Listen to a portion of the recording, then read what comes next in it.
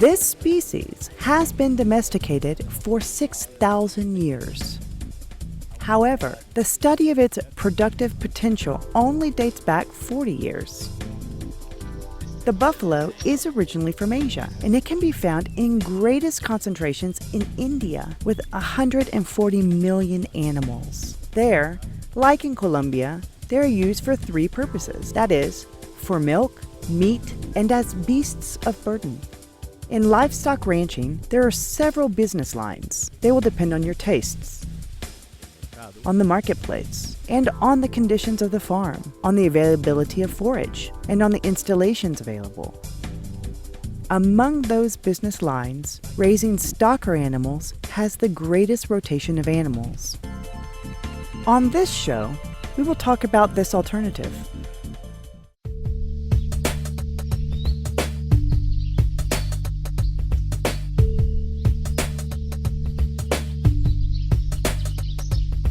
Buffalo breeding and raising. They are called water buffalo, and they were introduced to the American continent around 1890 in a pioneering country such as Brazil. They were the first to introduce this species. This breed was brought to Colombia in 1967 by the Incora. They imported the first buffalo, which were 30 females, 5 breeding bulls, and 5 work bulls, who were located in Guapi, in the province of Cauca. Juan David told us about the location of the buffalo farm where he works, on breeding and raising buffaloes, and how it started. He will also tell us how, since 2013, he decided to work with this breed after seeing an opportunity to learn more about these animals. Well, we're located in the town of Pueblo Nuevo, in the province of Córdoba. This buffalo ranch has a tradition going back 26 years, and its origins go back to the purchase of a farm in Necoclí, where its previous owner left behind 50 buffaloes, of which there were 30 females and 20 males. That's where the interest in studying and starting to work this species originated, since the animals were in a wild state and we wanted to apply human knowledge to buffalo.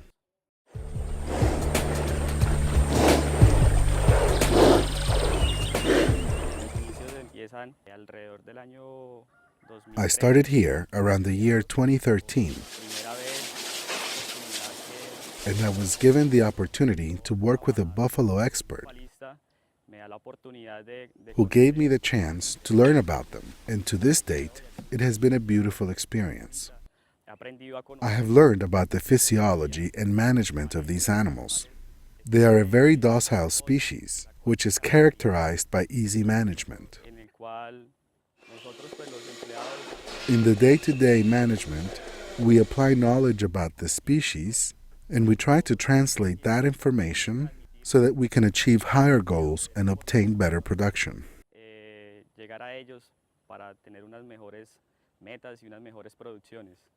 Now let's learn about some of the characteristics and uses of buffalo. They are the most productive domesticated animals. They are multi-purpose species. From it, we can obtain milk, meat, and beasts of burden.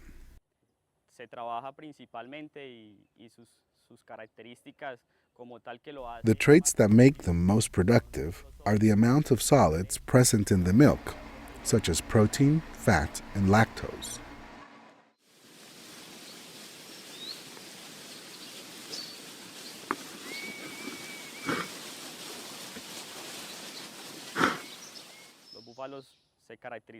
Buffalo are characterized for being very precocious.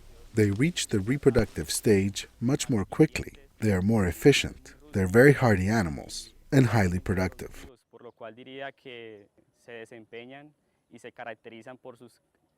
Hence, I would say that their performance is characterized by quantitative as well as qualitative factors in terms of milk production, meat production, and also because it is an animal that can be used for field work. Let's look at the challenge of starting to work with this breed. One of the difficulties we faced initially was in managing and taming, since these buffalo were left out in the open and raised in a wild manner, with little labor, so they had never been handled, which made taming these animals very difficult at first. Buffalo breeding and raising.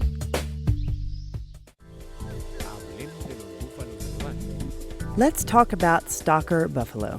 These are males or females that had been weaned, that are in the growth period, which weigh on average 280 kilograms, and whose age ranges between 8 and 18 months old. The process consists of raising them until they weigh approximately 350 kilograms. From there, they can go on to finishing or be sold to ranchers specialized in that business line.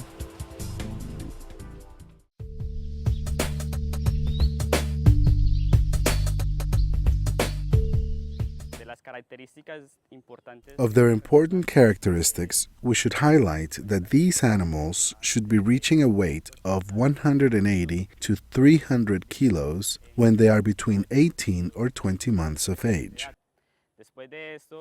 After this, these animals have already gone through puberty, and they go on to the reproductive stage. At this stage, we have other weight protocols, and we call them heifers or bulls during their reproductive stage. Now let's learn about the buffalo breeds being worked on this farm. We will hear about this from two people who used to work with cattle, but who found buffalo to be a better alternative.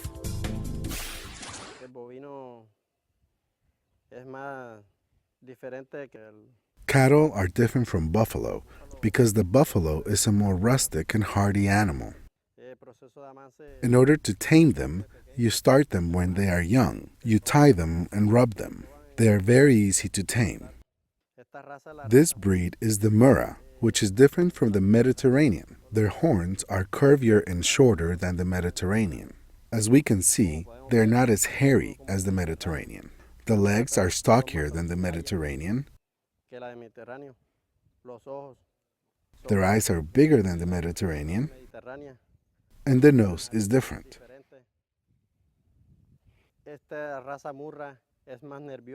The Murrah breed is more skittish and temperamental, so you have to tame them more because they are more nervous than the Mediterranean. The Murrah breed is very good.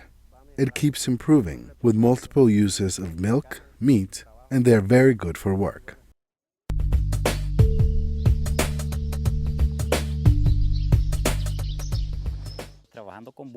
I have done well with buffalo. This is a stocker specimen, a Mediterranean bull. This one, he is 9 months old. He was raised on milk alone. He weighs approximately 280 kilos. His main traits are the horn is fairly straight, the hair is long, and it covers their entire body. The eyes are smaller than the Murrah. The nose orifices are narrower than the Murrah buffalo.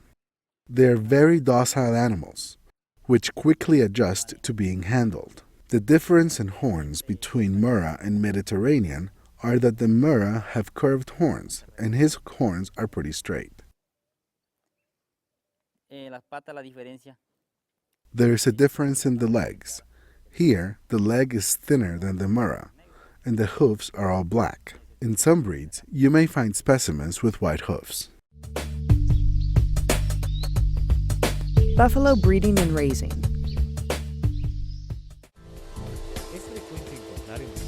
Buffalo farms have different methods of raising calves so as to obtain good stocker animals and high production yields in the established timeframes. This farm employs two different raising methods. Let's see what they consist of. On this buffalo farm, we have two methods for raising calves. One, where the calf is raised with its mother, and another, where they are raised artificially. The protocol for raising calves with their own mother is as follows. After birth, we must guarantee that the calf consumes colostrum for the first 6 hours so that through this first food, it can receive immunoglobulins and it can develop its immune system. Once the calf drinks the colostrum, we proceed to close up the umbilical cord so as to prevent the entry of bacterial agents or opportunistic microorganisms that can cause disease in newborns. Once this process is done, we take these animals to the holding pens so as to guarantee an adequate place for them, one that is not too muddy, which can cause them physiological alterations.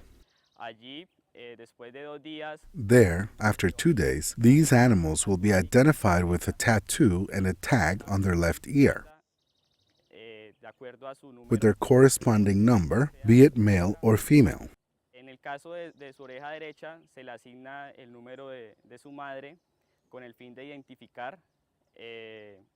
We write their mother's number on their right ear for the purpose of genetics management and company record keeping.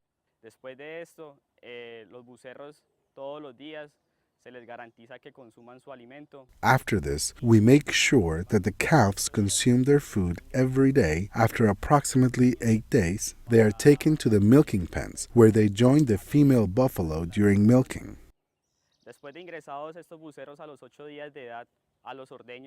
After the buffalo calves are 8 days old, they participate in one milking shift, where the buffalo cow is milked in the morning hours and the calf is let loose with her around midday. In the afternoon hours, the calf is picked up and taken to a fresh, dry place where we can provide them with optimum conditions for their development. After around 15 or 20 days, it has fulfilled a stage where it has acquired those defenses and gained weight. They can go through 2 milking periods, where these calves can play a role between one milking and another.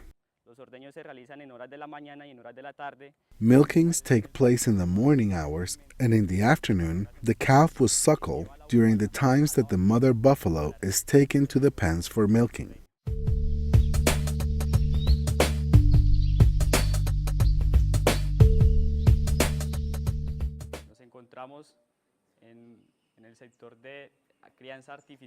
We are now in the area where calves are artificially reared.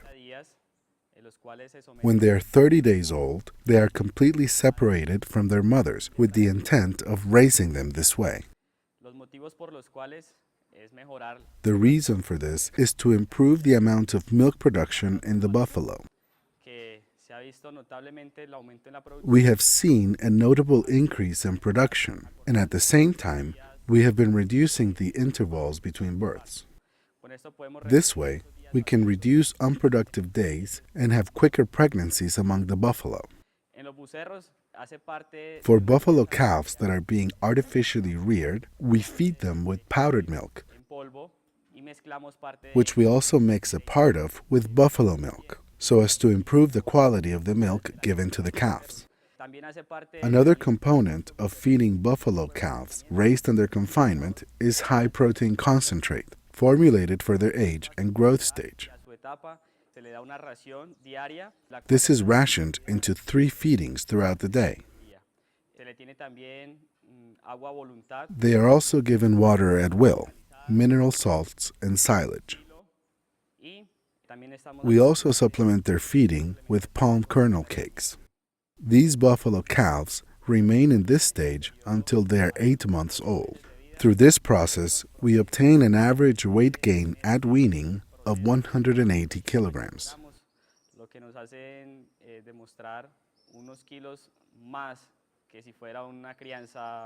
which is a few more kilos than if they were raised with their mothers until they were 9 months old.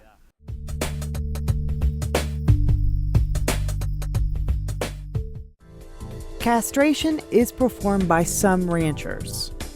This method is not very common among buffalo. since this is a very precocious species, which can reach a weight of 450 kilos in a lot less time than cattle. In some buffalo ranches, castration is done at 13 months to improve certain aspects of the meat, such as texture and color. The buffalo's permanent teeth start to erupt between 24 and 25 months old, so they must be fattened until they are 25 months old to avoid the delays the fattening can cause in their stage of their development.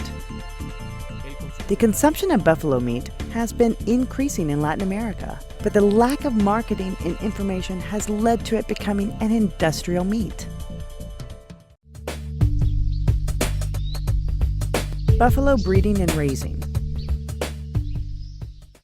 Let's talk about the nutritional and environmental conditions these animals require in order to achieve high production levels. In this buffalo farm, they use the initials BFPWSG, which means bulls, forage, peace, water, salt, and grass. The initials mean as follows. If we have bulls, then we can have a successful reproductive stage for the buffaloes. Here on the buffalo farm, I dare say that we have a fertility rate of over 90%.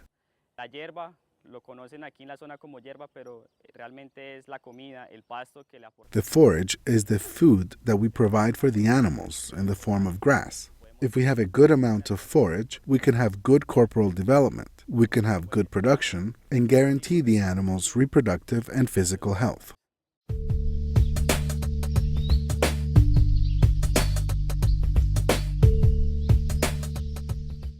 Inasmuch as we can, we try to convey tranquility to the animals. We want animals to be as relaxed as possible. For that, we employ many techniques, such as using dams, like bathing them in the holding pens so that they can relax and remain calm. Water is fundamental for them to regulate their temperature during daylight hours, and it is very hot in this area. That is the peace that we can provide for them. You must keep in mind that in addition to helping buffalo regulate their body temperature, water helps prevent the infestation of ticks, fleas, mosquitoes, and specifically gadflies. By keeping these pests at bay, we also prevent trypanosome and anaplasmosis, diseases which frequently affect this species.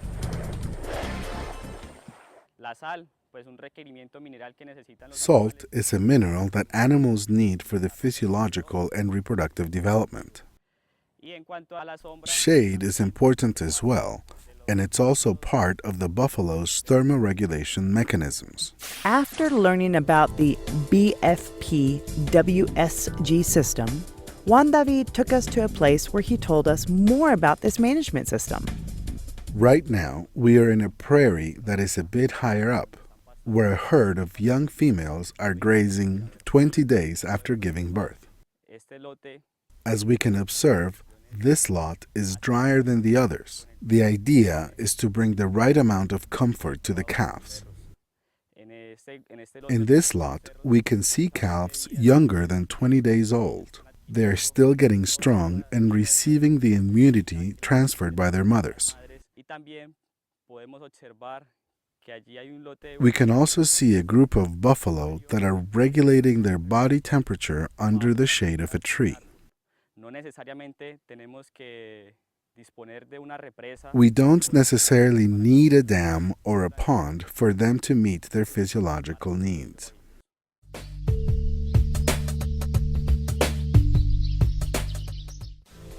To finish off, let's talk about the final stage of raising these buffalo, bulls as well as females. Daily weight gain is approximately 700 to 800 grams during grazing. I am talking about grazing on pastures in this zone, grasses such as humidicola, natural grasses such as canutillo, and some improved varieties, such as brachiarias and branchipara. The appropriate weight for males at slaughter should be around 450 or 470 kilos, which they should reach when they are 22-24 months old at the latest.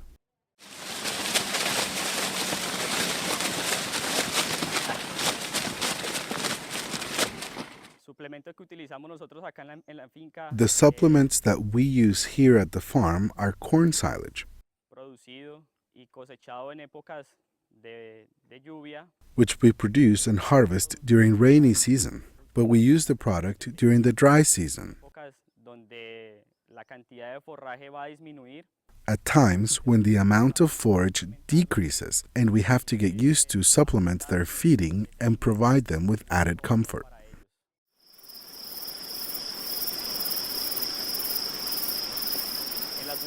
Female buffalo begin their reproductive stage when they reach a weight of 350 kilos at an average age between 18 and 20 months old. These females initially undergo a program of artificial insemination for which we are using semen from pure Mediterranean bulls with the goal of improving the gene pool,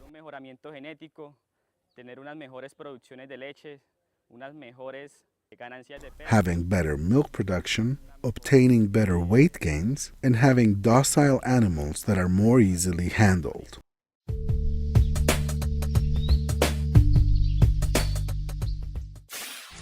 So that is how the process of buffalo breeding and rearing reaches its final stage, after passing through all the growth stages.